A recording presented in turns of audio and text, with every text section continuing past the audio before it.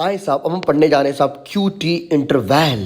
एक दिन मैंने क्यूटी इंटरवल से पूछा कि तुम्हारी शुरुआत कहाँ से होती है और तुम्हारा अंत कहाँ पर होता है। तो कहता है मेरी शुरुआत होती है क्यू वेव के स्टार्टिंग से और मेरा अंत होता है टी वेव के एंड पर।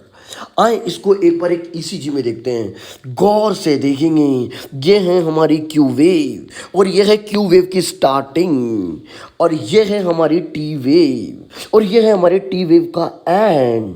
और हम एक बात देख रहे हैं कि क्यू वेव की स्टार्टिंग से लेकर टी वेव के एंड तक क्यूटी इंटरवल होता है। एक दिन मैंने क्यूटी इंटरवल से पूछा कि तुम मुझे क्या बताते हो, मेरे वेंट्रिकल के बारे में क्या बताते हो। तो ये कहता है कि मैं तुम्हें बताऊंगा कि तुम्हारे वेंट्रिकल को डिपोलराइज्ड होने में और रिपोलराइज्ड होने में टोटल कितना टाइम लगता है। इस बात को एक डायग्राम से समझते हैं। ये देखिए, अभी मेरा वेंट्रिकल में डिपोलराइजेशन होना स्टार्ट हुआ, इसमें positive positive positive positive charge आया। तो ये मेरा वेंट्रिकल साहब पूरी तरह से क्या हो चुका है, डिपोलराइज्ड हो चुका है। फिर कुछ समय तक ये पॉजिटिव चार्ज मेंटेन रहता है जिसकी वजह से आइसोइलेक्ट्रिक सेगमेंट आता है। अब क्या होगा साहब, वेंट्रिकल के नीचे वाले पार्ट से स्टार्ट होगा रीपोलराइजेशन। तो अब वेंट्रिकल में होने लग गया है साहब क्या, रीपोलराइजेशन। तो ये देखिए पूरा नेगेटिव चार्ज आ गया है वेंट्रिकल में, रिपोलराइजेशन हो गया है। तो वेंट्रिकल के डिपोलराइजेशन में और रिपोलराइजेशन में टोटल कितना समय लगा ये बताता है। लेकिन मैंने क्यूटी इंटरवल से पूछा कि एक नॉर्मल वेंट्रिकल को डिपोलराइज्ड और रिपोलराइज होने में टोटल कितना समय लगता है। तो उसने कहा कि 360 टू 440 मिली सेकेंड, या फिर मैं कह दूं 9 to 11 स्मॉल स्क्वायर। यानी कि क्यूटी इंटरवल की नॉर्मल ड्यूरेशन होती है 360 टू 440 मिली सेकेंड और 9 to 11 स्मॉल स्क्वायर। आए इसको अपन एक ईसीजी में देखते हैं। देखें साहब, एक मिनट, इसको अपन एक नॉर्मल ईसीजी में देखते हैं। ये है अपनी क्यू वेव और ये है क्यू वेव की स्टार्टिंग, ठीक है। ये है अपनी टी वेव, ये है टी वेव का एंड और ये मैंने एक लाइन खींच ली। तो ये जो इंटरवल होगा, यही इंटरवल क्या होगा, क्यूटी इंटरवल होगा। आई एम इसके अंदर स्मॉल स्क्वायर्स गिनता हूँ। देखिए 1 स्मॉल स्क्वायर, 2 स्मॉल स्क्वायर, 3 4 5 6 7 8 9 10। यानी कि ये नॉर्मल क्यूटी इंटरवल है क्योंकि 9 to 11 स्मॉल स्क्वायर नॉर्मल होते हैं। हम क्यूटी इंटरवल में मिलने वाली एबनॉर्मलिटी पढ़ने जा रहे हैं। क्यूटी इंटरवल मुझसे कहता है कि मैं एक टाइम हूं, मैं एक समय हूं और समय इस दुनिया में या तो बढ़ सकता है या फिर वो कम हो सकता है। जब क्यूटी इंटरवल का समय बढ़ेगा तो उसको क्यूटी प्रोलोंगेशन कहेंगे और समय अगर कम होगा तो उसको क्यूटी शॉर्टनिंग कहेंगे। आए ऐसा कब होता है, देखिए क्यूटी इंटरवल नफरत करता है सब कैल्शियम से।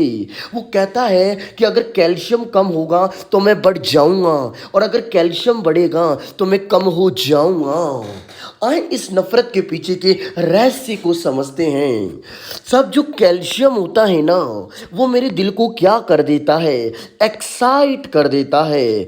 और जब भी हम एक्साइट होते हैं तो मेरा दिल भी एक्साइट हो गया। तो ये अब क्या होगा, मेरे वेंट्रिकल में डिपोलराइजेशन रिपोलराइजेशन जल्दी जल्दी होगा। तो मेरा क्यूटी इंटरवल डिक्रीज हो गया। लेकिन मानो अगर मेरे शरीर में कैल्शियम की कमी हो गई तो क्या मेरा दिल एक्साइट होगा, क्या नहीं होगा। तो वेंट्रिकल का डिपोलराइजेशन और रिपोलराइजेशन में ज़्यादा समय लगेगा तो क्यूटी इंटरवल प्रोलॉन्ग हो जाएगा। अब हम देखने जा रहे हैं हाइपर कैल्सीमिया की ईसीजी में क्यूटी इंटरवल की शॉर्टनिंग को। चलें साहब ईसीजी के पास में, यहाँ पर आपको ये वीचू लीड दिख रही होगी, ठीक है साहब। अब सबसे पहले मैं क्यू वेव खोजूंगा। तो अगर मैं बात करूँ ये आर वेव है, इससे जस्ट पहले क्यू वेव होगी। तो मैंने क्यू वेव की स्टार्टिंग को मार्क कर लिया, ठीक है साहब। फिर मैं टी वेव देखूंगा, फिर मैं टी वेव की क्या करूँगा, एंड को मार्क करूँगा, ये मैंने टी वेव के एंड को मार्क कर लिया।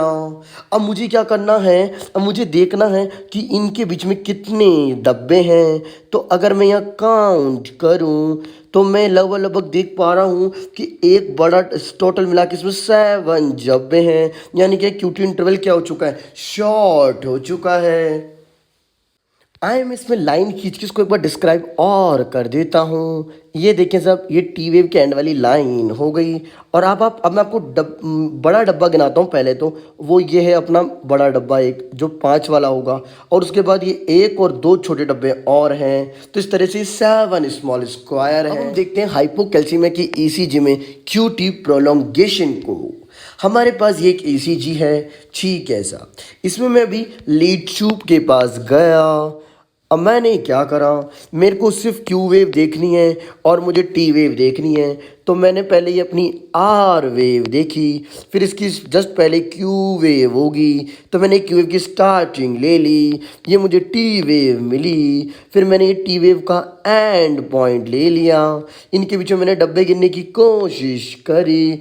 तो देखेंगे आप मेरे साथ, एक बड़ा डब्बा तो ये हो गया, एक बड़ा डब्बा ये हो गया, उसके अलावा 3 डब्बे छोटे डब्बे यहाँ पर हैं, 2 छोटे डब्बे यहाँ पर हैं। तो अगर मैं काउंट करूँ तो 5 small square, 5 small square, 3 small square, 2 small square, यानी कि टोटल हो गए 15 स्मॉल स्क्वायर। नॉर्मल होते हैं 9 to 11, 11 से तो ज़्यादा आ रहे हैं, यानी कि क्यूटी प्रोलॉन्गेशन है। अब हम पढ़ेंगे सब टी वेव के बारे में। मैंने टी वेव से पूछा कि तुम मुझे क्या बताती हो, तो कहती है कि मैं तुम्हें वेंट्रिकल के रिपोलराइजेशन के बारे में बताऊंगी। मैंने कि ठीक है। मैंने टी वेव से पूछा कि नॉर्मल पर्सन में तुम्हारी लंबाई कितनी होती है, तो पता है मुझसे क्या कहती है कि अगर तुम लिम्ब लीड में देखोगे तो मेरी लंबाई 5 mm से कम होगी, और अगर तुम चेस्ट लीड में देखोगे तो मेरी लंबाई 10 mm से कम होगी।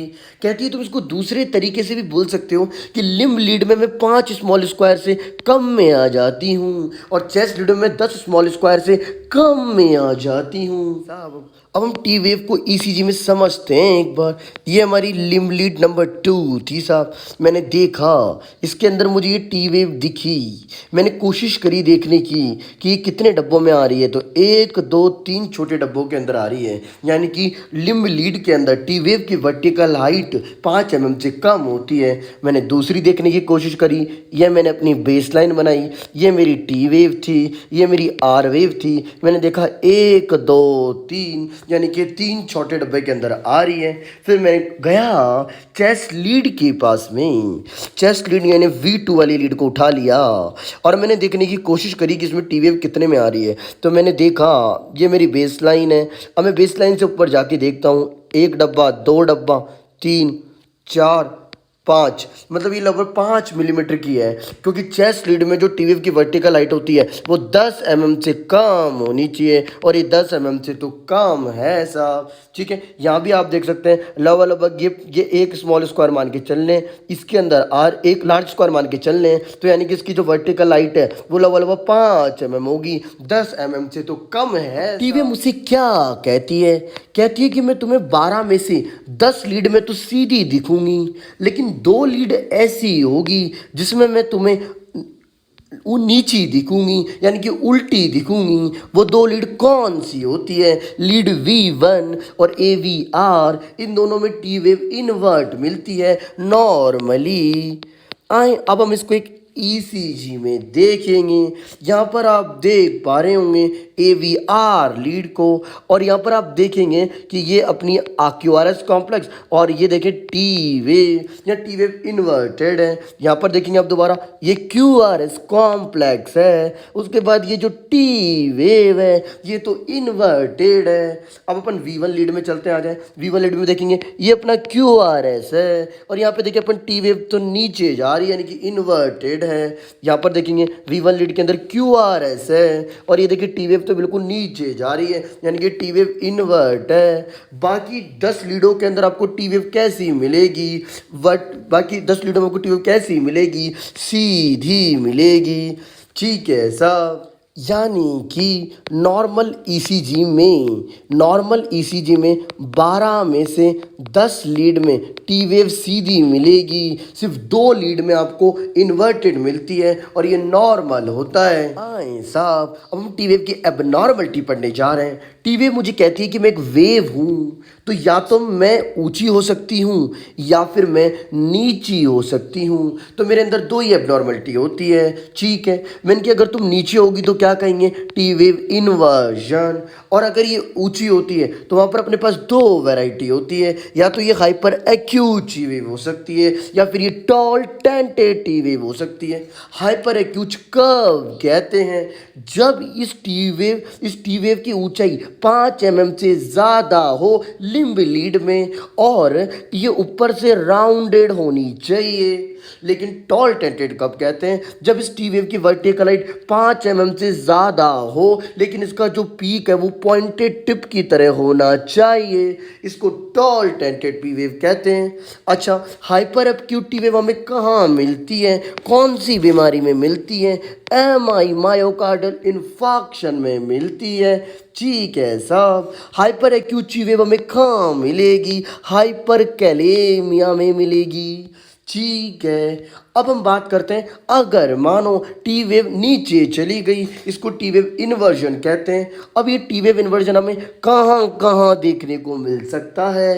पहली कंडीशन हाइपोकैलेमिया, मैंने कल भी बताया था पोटेशियम और टी वेव एक दूसरे के साथ हम साथ साथ ही खेलते हैं। पोटेशियम बढ़ेगा तो टी वेव बढ़ेगी, पोटेशियम कम होगा तो टी वेव भी कम होगी। दूसरी कंडीशन एम आई साहब, मायोकार्डल इन्फार्क्शन के अंदर भी टी वेव इन्वर्जन हो सकता है। तीसरी कंडीशन सब एरेक्नॉइड हैमरेज या फिर स्ट्रोक, इस केस के अंदर भी टी वेव इन्वर्ट हो जाती है। और चौथी कंडीशन एक्यूट कोर पल्मोनिल, जो मैं आपको ऑलरेडी पढ़ा चुका हूँ। इसमें एक S1Q3T3 मिलता है, यानी कि लीड 1 में एस वेव डीप होती है, लीड 3 में क्यू वेव डीप होती है और टी वेव इन्वर्ट होती है। साहब, हम ईसीजी में हाइपर एक्यूट टी वेव को देखने जा रहे हैं, आराम से देखेंगे। हम बात कर रहे हैं V3 लीड में आ गए साहब हम। अब हमें पता है, अब देखें यहाँ पर, अब हम क्या करेंगे। सबसे पहले हमने ये अपनी आर वेव देखी, ठीक है, और ये अपना वो जे पॉइंट हो गया जहाँ पर एस वेव हॉरिजॉन्टल हो जाती, जब आर वेव हॉरिजॉन्टल हो जाती है। फिर वही दो स्मॉल स्क्वायर गिनने होते हैं, वो एस टी सेगमेंट होता है। उसके बाद जो ये वेव जा रही है ये तो टी वेव है। अब मैं देख लेता हूँ ये कितनी ऊंची है। पहली चीज़ तो मैं एक चीज़ देख पा रहा हूँ कि जो ये टी वेव है ये ऊपर से राउंडेड है, यानी कि ये हाइपर एक्यूट हो सकती है। लेकिन मैं अभी क्या करूँगा, इसकी वर्टिकल हाइट नापूंगा, तो ये मेरा पी आर इंटरवल वाली बेस लाइन होगी। और मैं एक बात देखूंगा, मैं क्या देखूंगा कि अगर मैं इसमें डब्बे गिनने की कोशिश करूं तो आप एक बात देखेंगे, ये है ना 10 mm से ज़्यादा स्मॉल बॉक्स है। कैसे, तो देखें यहाँ पर एक लार्ज डब्बा ये रहा, ठीक है, और दूसरा लार्ज डब्बा ये रहा, ठीक है। तो 10 mm तो यही हो गए। उसके बाद भी ये ऊपर जा रही है, यानी कि एक छोटा डब्बा, 2 और 3, यानी कि ये तो 13 mm की आ रही है, 13 mm की आ रही है। और अगर चेस्ट लीड में 10 mm से ज़्यादा की लंबाई होती है टी वेव में, तो उसको अपन क्या कहते हैं, हाइपर एक्यूट टी वेव। लेकिन उसकी अपीयरेंस कैसी होनी चाहिए, ऊपर से राउंडेड होनी चाहिए साहब। अब हम ईसीजी में टॉल टेंटेड टी वेव को देखते हैं। तो आए साहब, अपन C3 लीड के पास गए, यानी कि V3 लीड के पास गए, ठीक है। अपन पहले वही स्टेप वाइज चलेंगे। तो अपन ये पहले वो अपनी ये आर, एक मिनट, ये अपनी आर वेव जा रही है, ये नीचे से फिर अपनी ये एस वेव आई, ये अपना एस टी सेगमेंट, और फिर मुझे अब यहाँ दिख रही है साहब कौन, टी वेव। ये देखिए साहब टी वेव। अच्छा, अब मैं देखता हूँ क्या ये 10 mm से ज़्यादा बड़ी है क्या। तो आए अपन क्या करते हैं, पहले बेस लाइन बनाते हैं, उससे देखेंगे फिर अपन, ठीक है। तो ये अपन ने बेस लाइन बना ली अपनी पी आर इंटरवल वाली, और अपन देखते हैं। तो मैं एक बात देख पा रहा हूँ कि एक लार्ज स्क्वायर तो ये रहा साहब, और एक लार्ज स्क्वायर ये रहा साहब। तो ये तो इससे ऊंची निकल गई, यानी कि 10 mm से ज़्यादा ऊंची है साहब। तो इसको मैं क्या कहूँगा, और क्योंकि इसका जो टिप है ना वो क्या है साहब, पॉइंटेड है, क्योंकि इसका टिप क्या है, पॉइंटेड है, तो मैं इसको कहूँगा tall tented P wave, T wave. जो अल्टरनेट टी वेव। मैं एक बार रब कर रहा हूँ ताकि आप लोग आराम से देख पाएँ कि ये देखिए 2 डब्बों से ज़्यादा ऊँची चली गई है। ये अपना एक लार्ज स्क्वायर और ये अपना दूसरा लार्ज स्क्वायर, और ये उससे ऊँची चली गई है 10 mm से ज़्यादा। इसको अपन कहेंगे क्या? Tall tented T wave. देख ले आप, आराम देखने जा रहे हैं टी वेव इन्वर्जन को ईसीजी में। चलो साहब, अपन चलते हैं मानो लीड एवीआर पर और वी1 पर। वहाँ पर जाकर अपन ने देखा कि यार ये टी वेव तो इन्वर्टेड है। क्या ये बात सही है? भाई साहब ये बिल्कुल अपनी गलत बात है। क्यों? क्योंकि नॉर्मल ईसीजी में वी1 और एवीआर में टी वेव इन्वर्ट ही मिलती है। तो आपको वी1 और एवीआर में नहीं देखना, उसके बाकी वाली दूसरी लीडों में देखना है। जैसे कि अगर मैं बात करूं, मैं चलता हूं इस लीड के पास में जिसका नाम है वी2। तो मैं यहाँ एक बात देख पा रहा हूँ कि यहाँ पर ये एसटी सेगमेंट है मेरा, और उसके बाद ये टी वेव क्या दिख रही है? इन्वर्टेड दिख रही है। ये मेरा एसटी सेगमेंट है, और उसके बाद मुझे टी वेव क्या दिख रही है? इन्वर्ट दिख रही है। मैं फिर बोल देता हूँ, लीड वी1 और एवीआर में तो टी वेव इन्वर्ट ही होती है, वहाँ देखनी ही नहीं है। आपको और कई जगह देखनी, इन्वर्जन देखना है तो। जैसे कि अगर अपन वी3 में देखें तो यहाँ भी अपन का ये अपना एसटी सेगमेंट है, और ये हमारी है टी वेव जो कि कैसी दिख रही है? इन्वर्टेड। ये लें, इसमें भी टी वेव कैसी दिख रही है? इन्वर्टेड। ठीक है, यहाँ ये जो टी वेव है ना, ये नीचे चली गई, और जब भी टी वेव नीचे जाएगी उसको अपन क्या कहते हैं? टी वेव इन्वर्जन कहते हैं।